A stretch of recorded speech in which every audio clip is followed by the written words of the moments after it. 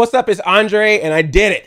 I spent the day with a couple of bathroom breaks, and I watched the entirety of Zack Snyder's Justice League, which got dropped on HBO Max. I actually went back and watched my review, both non-spoiler and spoiler review of the theatrical cut, just to see what I said then, which is pretty much how I felt. So I just want to make sure that my feelings and what I said were pretty much aligned. In the last one, I did say it was flawed but fun. I definitely had some nitpicks about it, but I definitely highlighted the things about it that I said, hey, that worked for me. Did have some fun with it, though I thought there was definitely some flaws, and you could definitely tell the corporate nature and the changes and the reshoots and all that went into it, and the fact that it was really short. The last movie was like 2 hours. This one, not so short. 4 hours. Double the pleasure, double the fun. Was it? Zack Snyder Justice League is definitely better than the theatrical cut. If you enjoyed moments of the theatrical cut of Justice League, but you knew that something was off about it, then this one is going to feel less off. It's going to feel more coherent. Some of those parts of the movie were like, I feel like there's more to that there. There is, and it's all in this film. So that works. If you really liked the DC universe so far and felt like Justice League was a disservice, then you were gonna be like, yay, it's all back the way I wanted it, because it's very much Zack Snyder's vision. It's very much his Justice League, and so that's there. For me, it's probably one of the best Zack Snyder directed DC films that I have watched, even with it being 4 hours. If you didn't like Justice League at all, or if you don't like the DCEU at all, I don't know if this is going to turn you around. I just don't know if it's going to turn someone who is just completely against this whole franchise to be like, well, now I love it because of this, other than it's more coherent and that a lot of the stuff makes a lot more sense. But I do think if you thought that it had potential, I think the potential is a little bit stronger with this one. But what I was very happy about, I was very happy to see that a lot of the things that I liked about the theatrical cut are still in the movie, are still in Zack Snyder's Justice League. So a lot of stuff that I liked, he apparently also did. It was also nice to see that a lot of things that I didn't like about the theatrical cut of Justice League are nowhere to be found. That one Russian family, gone. Batman giving a bunch of shit to Wonder Woman about Steve Trevor, nowhere to be found. Steve Trevor is referenced, but all that crap where he was all like, you got to do this because Steve Trevor, blah, blah, blah, all that's gone. All the Daily Planet stuff, not there, because Lois ain't even been in the Daily Planet since Superman died. A lot of that kind of weird stuff that felt a little off, not there. Now, there are some other things I nitpicked about the theatrical cut of Justice League that still are present, but a lot of the action scenes that I like from the theatrical version are still there. And in some cases, they're even done a little bit better because they're extended or they show some different elements. What I particularly liked was that Flash, we got to see a little bit more of his powers at work outside of just the everything goes in slow motion while he's moving around. We actually got to see him move fast a little bit more or do some different things. So that was really cool. Cyborg, I'm going to talk about Cyborg in a second, but Cyborg definitely got some upgrades in this movie. The CGI in general got some upgrades in this movie for sure. So I was really happy to see that the good action stuff was extended. On the flip side, the slow-mo music video shots are also extended. You're gonna get a lot of slow motion with some music playing in the background of someone staring from a distance or someone walking or Jason Momoa just standing while water splashes on him, which for some people is not gonna be a problem, but you're gonna get a lot of that as well. That definitely adds to the 4 hour runtime. Usually I wouldn't have too much of a problem with that, but at 4 hours, I'm feeling some of these little motion wallpapers could move away a little bit. Some stories that weren't there in the theatrical cut have returned. Look, Ray Fisher, I will say, I kind of see why the brother was mad, because Flash lost, his Iris West scene. Aquaman maybe lost a scene where he's supposed to be with Willem Dafoe, but Cyborg's entire story was cut from that theatrical cut, and it is definitely here. And what's interesting about it is that for anyone that's been like, oh man, the Zack Snyder movies need more heart, they need more of a good feeling of hope in it.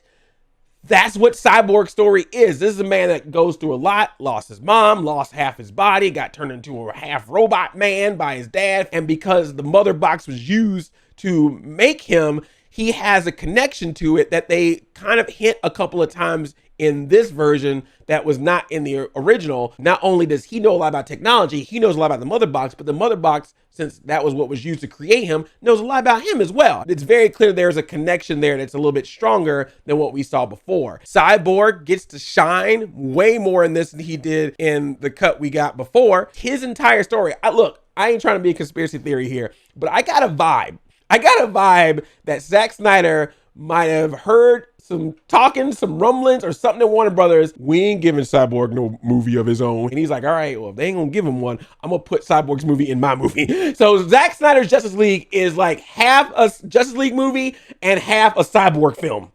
And for me personally, I'm cool with that. Superman is better in this. We get black suit Superman. I think that's already been revealed, but it was nice to see that that was handled a little bit better with this movie. There's a lot of stuff from Superman that I thought were reshoots that actually were legit. We had a whole thing about the mustache and half of his face being changed, but a lot of stuff of him at the farmhouse, a lot of scenes of him in action are still pretty much in there. There's some differences, but wherever he showed up in the original film, he pretty much shows up in the same places in this movie. It's just the scenes are a little bit different, but it actually has a little bit more emotion to it. Batman's story, as well as his guilt for what happened with him and Superman, are also stronger in this. And you get the sense of why he's trying to put this team together, and they feel like a legit team.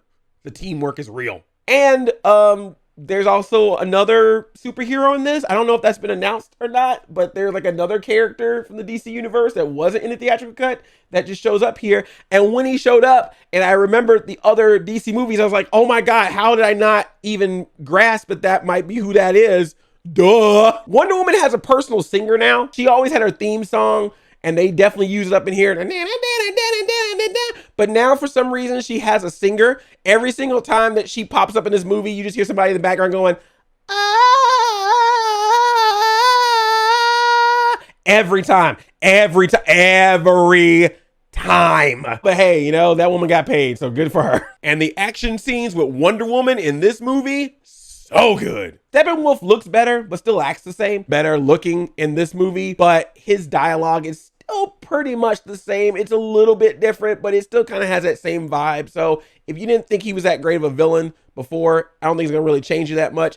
It does at least explain a little bit of why he's not that great of a villain, because he's clearly not the main villain. He's definitely working for somebody else, and I think we all know who that somebody else is because he shows up in this. He don't show up a lot in this. Like, don't get it twisted. Like, Steppenwolf is still the main bad guy that they're fighting, but they at least let you know in this movie he ain't the final boss. It's 4 hours long, but I think watching it at home, I was able to be fine with the 4 hours. I think after watching WandaVision for 9 episodes and about to watch Falcon and Winter Soldier for 6 episodes, and I've had superhero movie marathons at home using HBO Max or Disney Plus, now watching a 4-hour superhero movie didn't throw me off that much. I don't know if I would have liked to have done that in the theaters, but I was thinking about it. Went back and checked the runtime for Avengers Endgame, and that was 3 hours. So I don't know why this movie couldn't have been 3 hours. I remember that the Justice League theatrical cut was like an even 2 hours, which is weird because a lot of superhero movies nowadays, I think, are usually about 2.5 hours to 3 hours long. I think there's some stuff you can definitely cut out of this to make this a theatrical version without it being a 2-hour version. But since you're getting it on HBO Max, go all out, 4 hours. And, you know, if you got the time, do it. You know, you don't have to watch it in one sitting. They actually have it split into 6 parts plus an epilogue. I'm going to say this. They do have an epilogue. Some of it is nice, but there's one part of it that I'm just like, unless you gonna make a follow-up, like I get why you did it, and I get that it even connects to things we've already seen in previous movies, but unless you gonna have a part 2 to this, why are you showing me this? It was like you had this nice story arc that made sense, self-contained, and now you add some stuff in here at the end where I'm like, does this connect to any future movies, or is it stand on its own? Or, you know, you setting up a possible sequel? Is there a sequel? Like, what now? Is that a trick?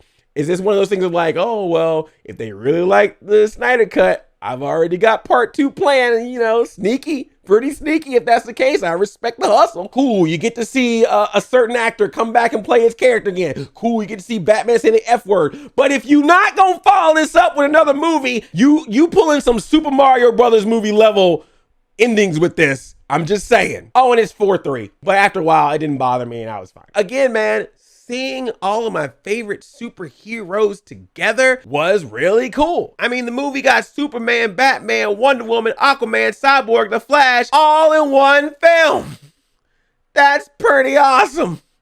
And I don't even know if it'll ever happen again. Let's just be real. Some people were positive about wanting this, and some people were not so nice about wanting this.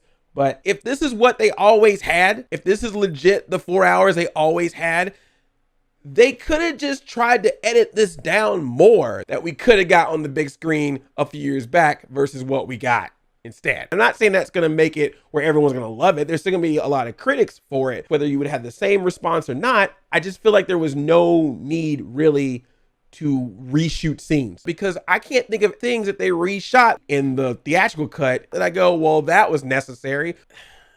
This movie went through some shit. If there's a multiverse of this movie out there, you took the hard road. Flash, come fix this. The stuff I liked still is mostly there. The stuff I didn't like is gone. There's some stuff that I didn't like that's still there. And there's some stuff that I did like that is not there anymore. But from the standpoint of an entire story, from a more coherent story, for me personally, this is definitely better than what we had. Is this movie a little overindulgent? It's a 4-hour Zack Snyder movie. What do you think? But did I have a good time watching it? Yeah, I did. I enjoyed it. This might be the future. 4-hour movies at home with my superheroes, as opposed to weird 2-hour reshot cut versions on the big screen. I'm just glad it's out, and I'm just glad that this is over. It's not over. It will never be over with the internet, but I'm just saying, I'm just glad that this is done. Thank you so much for watching this video. Give it a thumbs up if you like it. Please subscribe, and I'll talk to you later. Bye.